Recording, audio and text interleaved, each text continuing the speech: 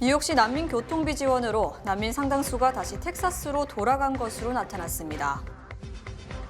뉴욕시 공립교는 앞으로 통번역 서비스에 대한 정보를 의무적으로 공지해야 합니다. 2024 김동석이 보는 대선이 27일 저녁 9시 10분에 방영될 예정입니다. 뉴욕시가 신호위반 적발 카메라를 4배 확대한다고 밝혔습니다. 이상으로 주요 뉴스 전해드렸습니다. 아름다운 제품에서부터 아름다운 사회를 만들기까지 키스는 뉴욕에서 시작하여 현재는 전 세계 12,000명의 직원들과 함께 끊임없이 도전하는 기업입니다. 사람을 생각하고 존중하는 기업. 키스는 한인들이 사회의 주인공이 될 수 있도록 든든한 버팀목이 되겠습니다. 글로벌 뷰티 기업 키스. 뉴뱅크와 함께 꿈의 집을 마련하세요. 빠른 승인, 맞춤형 서비스, 전문가 상담, 지역 전문성, 경쟁력 있는 이자율. 뉴뱅크가 주택 소유를 쉽고 간단하게 모든 단계에서 도움을 드립니다.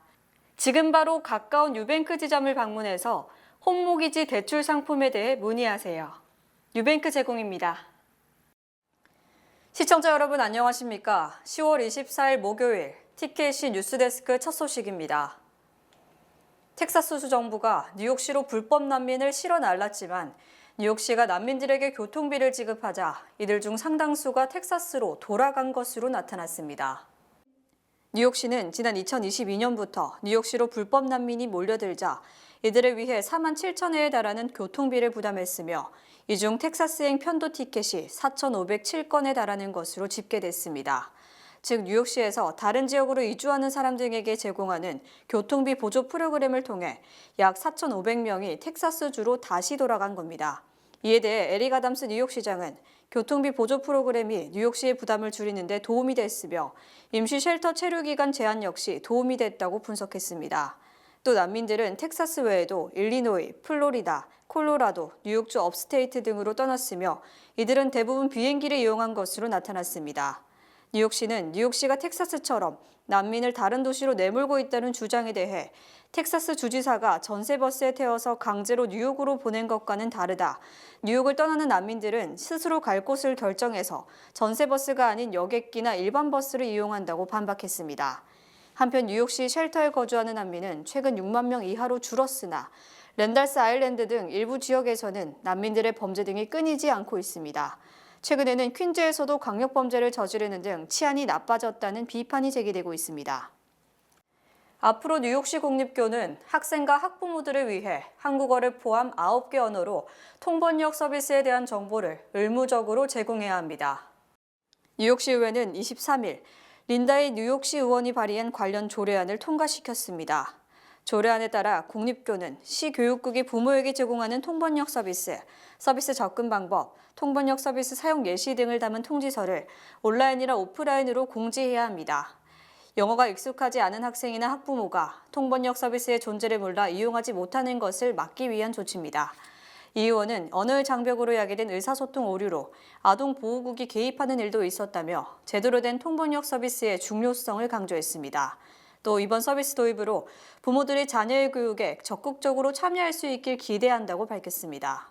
If they don't have the proper language translation and interpretation services, things could be misunderstood, right? And there have been cases in the past where for example, even child services got involved because they thought it was something with neglect, but it was really miscommunication. So we don't want those types of things to happen, but also we want parents to be involved and we want them to be engaged in their children's education. 이 의원은 또 뉴욕시 거주자들은 700개가 넘는 언어를 사용하고 있으며 뉴욕시엔 300만 명이 넘는 해외 출생 거주자가 살고 있다며 우리 교육 시스템의 성공 여부는 얼마나 의사소통이 제대로 되는지 의사소통에 대한 접근 가능한 서비스를 제공하는 능력 등에 달렸다고 설명했습니다. 한편 서비스 안내공지는 시 공립교에 등록된 학생들이 가장 많이 쓰는 9개 언어로 배포돼야 합니다. 이 9개 언어 중 한국어도 포함된 것으로 알려졌습니다. 보름도 채 남지 않은 대통령 선거를 앞두고 김동석 한인 유권자 연대 대표는 한인 유권자들의 한 표 한 표가 소중하다고 강조했습니다. 김동석 한인 유권자 대표는 22일 본 방송을 방문하고 10일 앞으로 다가온 대통령 선거에 한인 유권자들의 적극적인 투표를 당부했습니다.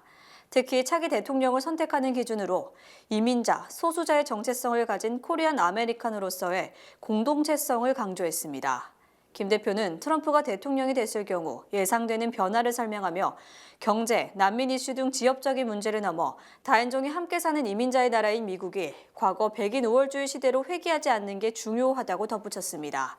저는 우리 시청자 여러분들께서 이번 선거를 볼 때에는 어떻게 투표를 하시나 하면은 경제적으로 뭘로 나 혼자만 생각하는 것보다는 너무나 큰 변화를 예상하기 때문에 미국에서 살아가고 있는 한인들이라는 집단, 우리는 코리안 아메리칸이라는 공동체의 일원이다. 그렇기 때문에 지금 이 선거는 그런 측면에서 어떤 변화가 올 거라는 거를 자꾸 알려고 노력하면서 그걸 기준으로 투표를 해야 된다. 27일에 방영될 김동석이 보는 2024 미 대선에서는 11월 5일에 있을 대통령 선거의 판세에 대해 자세히 알아볼 예정입니다. 김 대표는 이번 대선에서 한인 유권자의 중요성, 초접전의 여론조사가 의미하는 바 이번 선거의 특이성 등에 대해 이야기합니다. 뉴욕시가 신호위반 차량을 자동적으로 적발하는 카메라의 수를 4배 확대한다고 밝혔습니다. 캐시 호컬 주지사는 23일 뉴욕주의 도로 안전을 강화하기 위해 신호위반 적발 카메라를 나소 카운티, 마운트 버논, 화이트 플레이스 등 주 전역으로 확대하는 내용의 패키지 법안을 서명했습니다. 법안에는 600개의 교차로에 적발 카메라를 현재보다 150개 더 설치하는 내용이 담겼습니다. 호컬 주지사는 시 데이터를 인용해 30년 전 처음 적발 카메라를 설치한 후 교차로 신호 위반 건수가 73% 떨어졌다고 지적했습니다. 데이터가 말하듯이 카메라가 있으면 운전자들이 신호를 더 잘 지킨다. 이는 곧 거리 보행자들이 사고로 목숨을 잃을 일이 줄어든다는 것이라고 말했습니다. 뉴욕시는 아담스 행정부 아래 150개의 교차로에 220개의 감시 카메라가 설치된 바 있습니다. 뉴욕시의 신호위반 적발 카메라 법안은 12월 1일로 만료되지만 호컬 주지사에 의해 3년 연장된 2027년 12월 1일까지 적용됩니다. 시는 오는 12월부터 새로운 카메라를 더 설치할 예정이라고 밝혔습니다. NYPD는 지난주 브루클린 전철역에서 총을 겨누고 현금을 갈취한 용의자의 영상을 23일 공개하고 수배에 나섰습니다. 지난 18일 오전 12시 5분경 용의자는 선셋파크의 59번 스트릿역으로 향하는 북단행 엔절철에 탑승한 21세 남성 옆에 앉았습니다. 경찰에 따르면 용의자는 총을 겨누고 돈을 요구했고 약 350달러의 현금을 빼앗아 59번 스트릿역에서 빠져나갔습니다. 다친 사람은 없는 것으로 드러났습니다. 용의자는 검정 자켓, 검정 후드 스웨셔츠를 입고 검정 스웨팬츠와 하얀 스니커즈를 신은 것으로 알려졌습니다. 한국 내 최고 검진기관인 의료법인 하나로 의료재단이 미주 한인 동포들에게 보다 특별한 종합 건강검진 서비스를 제공하기 위해 최근 미주 오피스를 열어 화제가 되고 있습니다. 하나로 의료재단은 잉그루드 크립스에 미국 연락사무소를 개소하고 미주 한인 동포들이 한국 방문 시 대학병원 수준의 최적의 종합검진 서비스를 합리적인 가격에 받을 수 있도록 서비스를 시작했습니다. 재단은 베이직 검진 프로그램부터 플래티넘까지 5개의 상품을 보유해 모든 연령대와 다양한 걱정을 가진 동포들에게 맞춤형 서비스를 제공합니다. 가장 기본적인 기초검사, 혈액검사, 초음파 검사, 엑스선 검사, 소화기 검사, 부인과 검사를 제공합니다. 또 프로그램별로 저선량 MD-CT를 통한 CT 검사, 한인들이 잘 걸리는 5대암과 5대 질환에 대한 DNA 유전자 검사, 요추, 경추 MRI 검사와 유전성 암에 대한 NGS 유전자 검사 등 최첨단 검사들도 진행합니다. 특히 최근 신속한 건강검진 예약이 어려운 점을 감안해 모든 미주동포 고객에게는 일반 고객과 분리된 프라이빗한 전용 공간에서 VIP 대상으로만 운영되는 멤버스존 서비스를 제공, 원하는 일자의 검진 예약을 진행하고 있습니다. 한편 서울 종로와 강남에 각각 센터를 보유해 최고의 접근성을 가진 하나로 의료재단에서는 전 대통령 주치의, EBS 방송 명의 등을 포함한 80여 명의 전문가가 직접 진료 및 검사를 진행하고 있습니다. 해리스 부통령은 펜실베니아에서 CNN 방송을 통해 트럼프는 파시스트이며 대통령에 부적합하다고 호소하고 새로운 미래를 열자고 강조했습니다. 해리스 부통령은 어제 또다시 러스트벨트의 상징인 펜실베니아주 체스터 타운십에서 열린 CNN 방송 생중계 타운홀 행사에 출연, 트럼프가 파시스트라고 생각하냐는 질문에 그렇다고 답했습니다. 어제 행사는 CNN이 트럼프 및 해리스 모두에게 TV 토론을 하자고 제안했지만 트럼프가 이를 거부했고 타운홀 미팅 제안도 거부하면서 해리스 부통령을 검증하는 타운홀 행사로 대체된 겁니다. 해리스 부통령은 나는 트럼프가 미국의 안녕과 안보에 위험하다고 생각한다. 미국 대통령이 장군들에게 히틀러의 장군들처럼 하지 못하는 이유가 뭐냐고 말했다. 이것은 심각한 문제라고 강조했습니다. 해리스 부통령은 트럼프가 점점 불안정해져서 대통령직을 수행하기 부적합하다고 생각한다. 트럼프 일기 때 주요 강요들도 트럼프가 미국 헌법을 무시했다고 말했다. 그가 대통령직을 수행하면 안 된다고 말했다고 주장했습니다. 해리스 부통령은 트럼프 일기 강요들 외에도 레이건부터 트럼프 행정부까지 공화당 출신 행정부 인사 400여 명이 나를 지지했다. 그 이유는 트럼프의 말과 행동에 근거해 그가 헌법 소홀을 하지 않을 것이라는 두려움 때문이라고 역설했습니다. 이처럼 해리스 부통령은 어제는 단 한 표가 당락에 영향을 미친다는 판단하에 직접적으로 트럼프 전 대통령에 대한 자극적인 공격을 하면서 반트럼프 표심을 공략했습니다. 해리스 부통령은 미국 정치가 극단적으로 양분된 것과 관련 솔직히 국민이 지쳐있다고 생각한다. 이제 국민은 집무실에서 복수를 꾸미는 대통령이 아니라 해결에 집중하는 대통령을 원한다며 자신이 적격자라고 역설했습니다. 해리스 부통령이 펜실베니아로 달려간 사이 트럼프 전 대통령은 지난 대선 때 간발의 차이로 패했던 조지아주로 달려가 가장 위대한 4년을 선택하라며 지지를 호소했습니다. 트럼프 전 대통령은 지난 대선 때 0.2% 차이로 패했던 조지아주 아틀란타 한인타운의 대형 경기장에서 만여 명이 운집한 가운데 트럼프 지지자 단합대회를 연상케 하는 대규모 유세를 펼쳤습니다.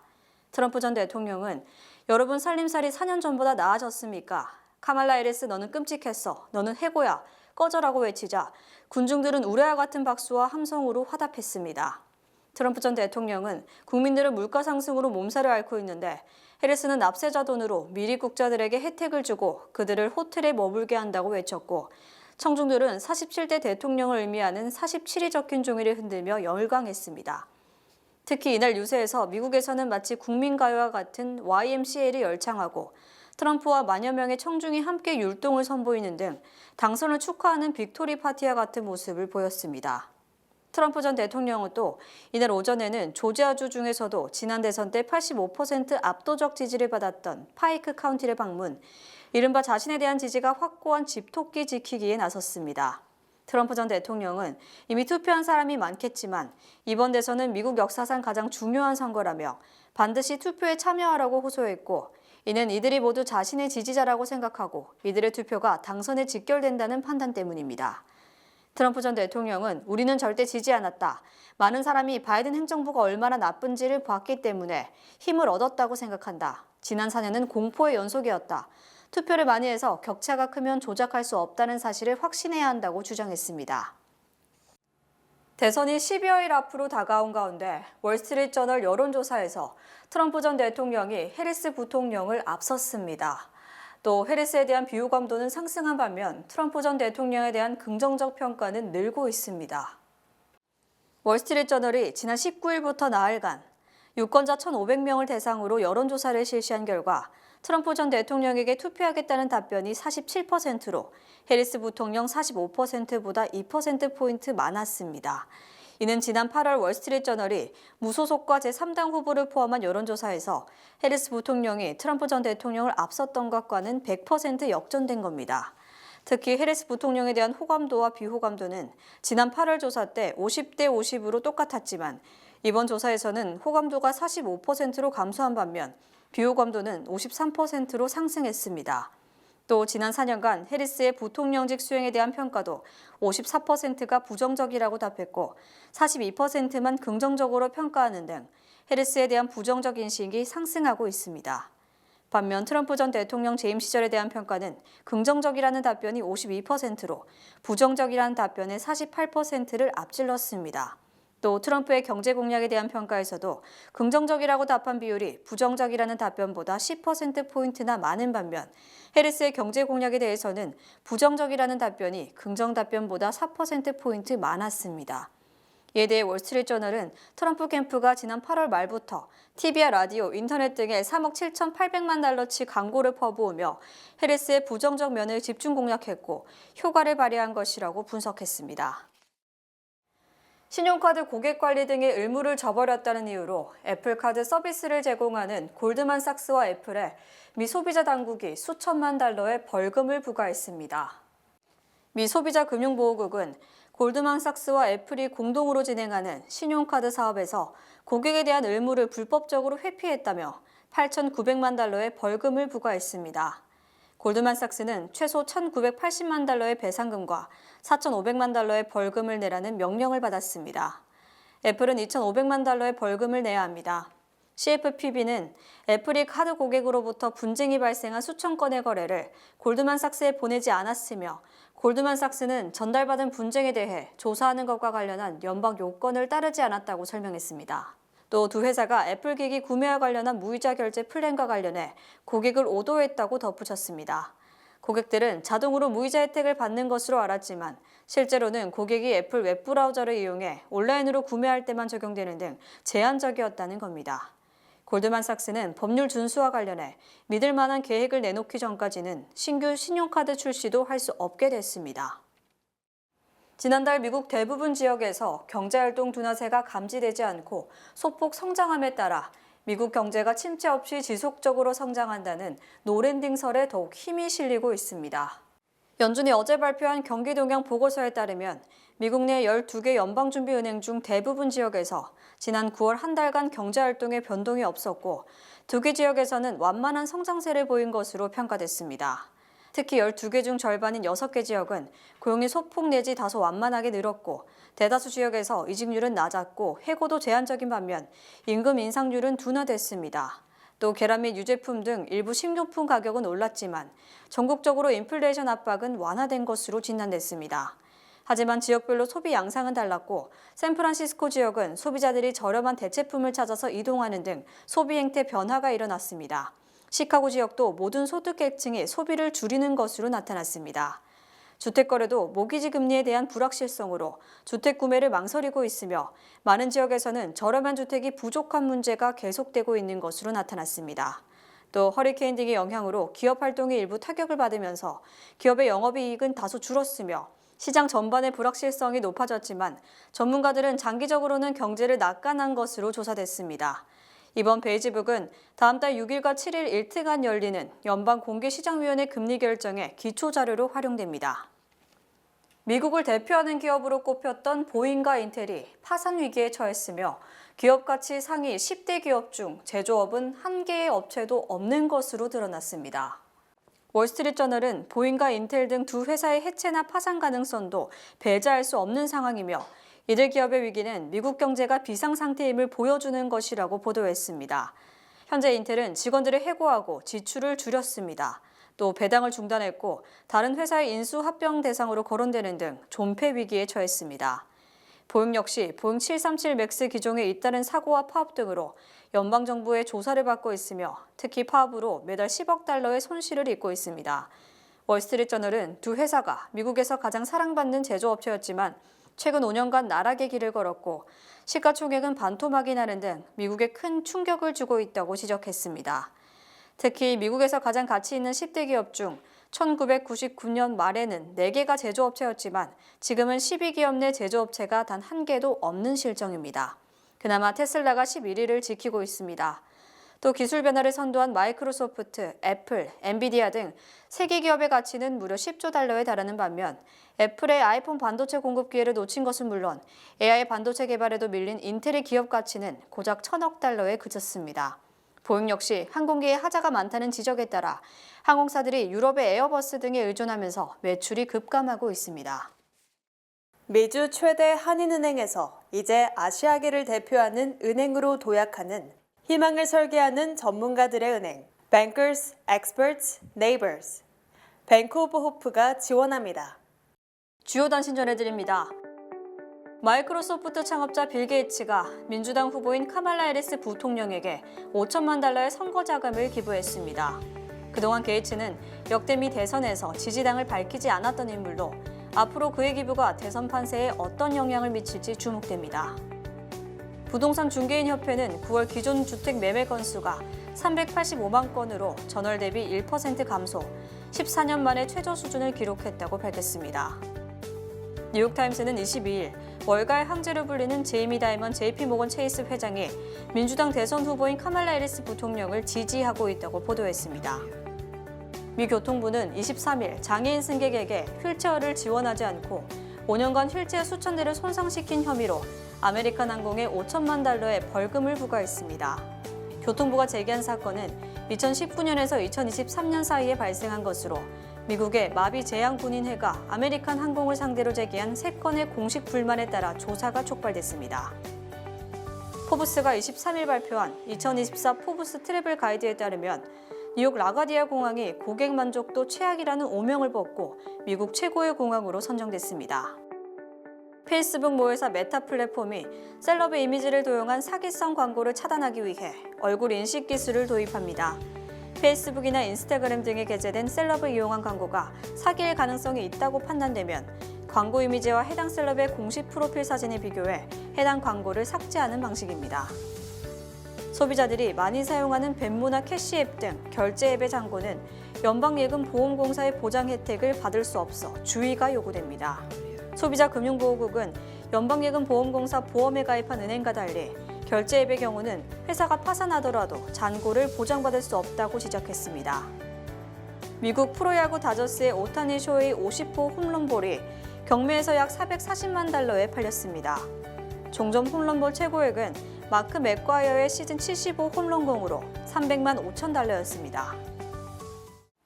날씨 전해드립니다. 금요일인 내일은 화창하겠습니다. 낮 최고 기온은 63도, 최저 기온은 55도입니다. 해 뜨는 시간은 7시 19분, 해 지는 시간은 6시입니다. 이상으로 주간 날씨와 세계 날씨 전해드립니다.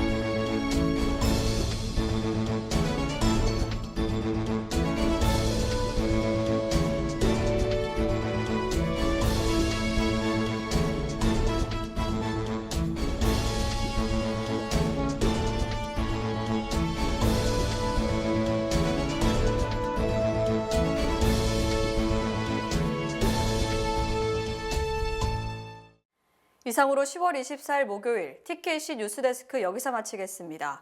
시청해주신 여러분 고맙습니다.